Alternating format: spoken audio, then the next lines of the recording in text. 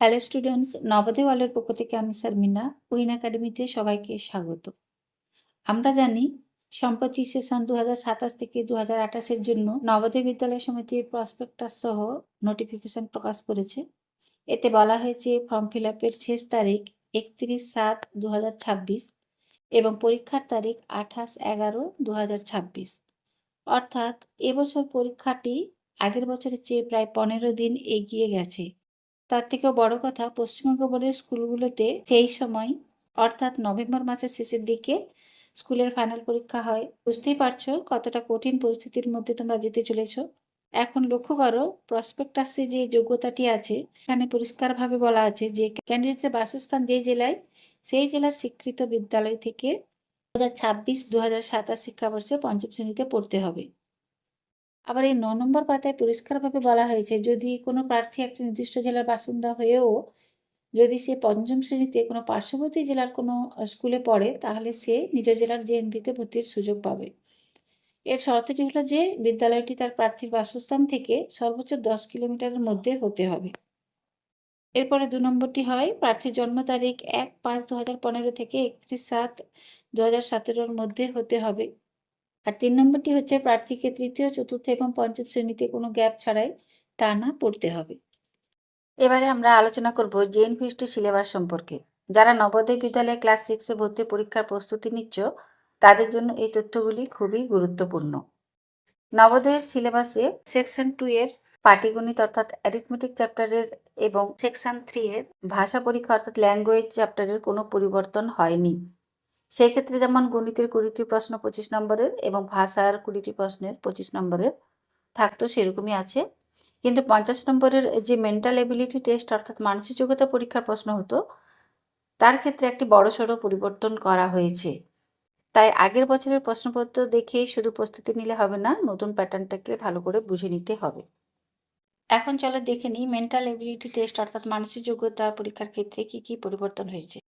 Section 1-এ mental ability টেস্টের উপর যে 40টি প্রশ্ন ছিল তা অর্ধেক করা হয়েছে, অর্থাৎ 20টি প্রশ্ন পড়বে এখান থেকে, বাকি 20টি প্রশ্ন এনভায়রনমেন্টাল স্টাডিজ অর্থাৎ ইভিএস থেকে পড়বে। অর্থাৎ আগে যেখানে সেকশন 1 অর্থাৎ খণ্ড 1 ছিল মেন্টাল এবিলিটি টেস্ট অর্থাৎ মানসিক যোগ্যতা পরীক্ষা, এখন সেই খণ্ডটির নাম হবে mental ability test and environmental studies অর্থাৎ মানসিক যোগ্যতা পরীক্ষা এবং পরিবেশ বিদ্যা। প্রথমে জেনে নিই ম্যাথের চ্যাপ্টারে কোন কোন ভাগ থাকবে এবং কোন কোন ভাগ বাদ যাবে।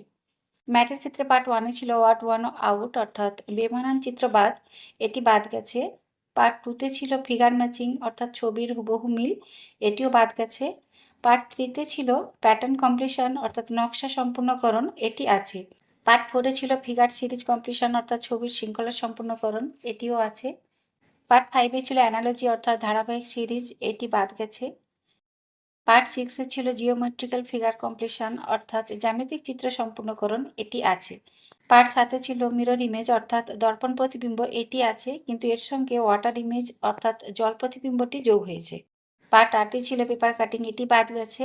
পার্ট 9-এ ছিল স্পেস ভিজুয়ালাইজেশন অর্থাৎ কাটা চিত্র দ্বারা বানানো চিত্র, এটি বাদ গেছে। পার্ট 10-এ ছিল এমবেডেড ফিগার অর্থাৎ অন্তর্নিহিত চিত্র খোঁজা, এটি আছে। অর্থাৎ পুরো ম্যাটের সামারি করে আমরা পাবো।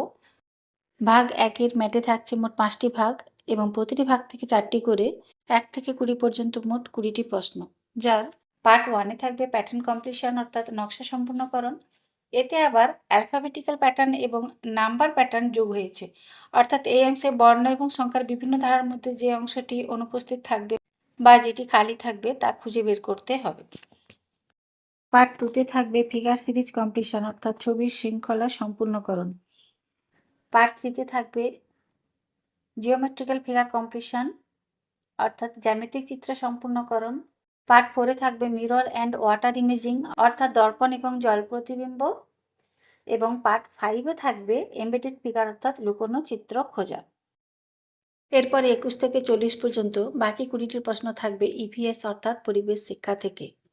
এর মধ্যে প্রাকৃতিক জগৎ, মানব দেহ, দৈনন্দিন জীবনে বিজ্ঞান, সামাজিক পরিবেশ এই চ্যাপ্টারগুলি থেকে 15টি প্রশ্ন থাকবে, অর্থাৎ এখানে থাকবে 15 × 1.25 সমান 18.75 নম্বর।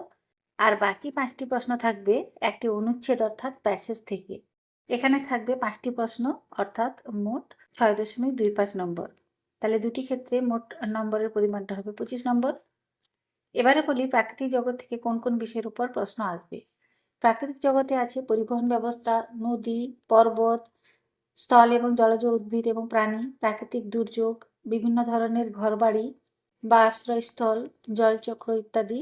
মানবদেহতে থাকবে খাদ্য এবং পুষ্টি, স্বাস্থ্যবিধি ও পরিচ্ছন্নতা, বিশেষ ইন্দ্রিয়, দেহের আভ্যন্তরীণ তন্ত্রের প্রাথমিক জ্ঞান, যেমন পরিপাকতন্ত্র, রক্ত সঞ্চালন তন্ত্র, শ্বাসতন্ত্র ইত্যাদি।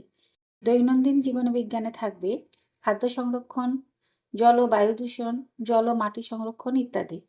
সামাজিক পরিবেশে থাকবে ভারতের বিশেষ বৈশিষ্ট্য, রাজ্য ও রাজধানী, জাতীয় প্রতীক, বিভিন্ন ভূপ্রকৃতি, উৎসব, ঋতু, বন, ফসল, পোশাক ও তন্তু ইত্যাদি। সবশেষে বলি খণ্ড 3-এ যে ভাষা পরীক্ষা অর্থাৎ ল্যাঙ্গুয়েজ টেস্ট থাকে তাতে কোনো রকম পরিবর্তন হয়নি। আগের মতো এখানে মোট 4টি অনুচ্ছেদ থাকবে এবং প্রতিটি অনুচ্ছেদ থেকে 5টি করে মোট 20টি প্রশ্ন সমাধান করতে হবে। অর্থাৎ আগে যেমন খণ্ড 3-এ 4টি অনুচ্ছেদের সমাধান করতে হতো, এখন খণ্ড 3-এ 4টি অনুচ্ছেদের সাথে সাথে খণ্ড 1-এ ইভিএসে 1টি অনুচ্ছেদ তোমাদের এক্সট্রা পড়তে হবে। অর্থাৎ দুটো খণ্ড মিলে তোমাদের মোট 5টি অনুচ্ছেদের সমাধান করতে হবে। তাহলে স্টুডেন্টস, আশা করছি এই জেএনভিএসটির নতুন সিলেবাস সম্পর্কে তোমাদের ধারণাটা ক্লিয়ার করতে পেরেছি। এরপরেও যদি কোনো ডাউট থাকে তাহলে অবশ্যই কমেন্টে জানাবে। আমি শেষ করছি। ভালো থেকো সবাই, ধন্যবাদ।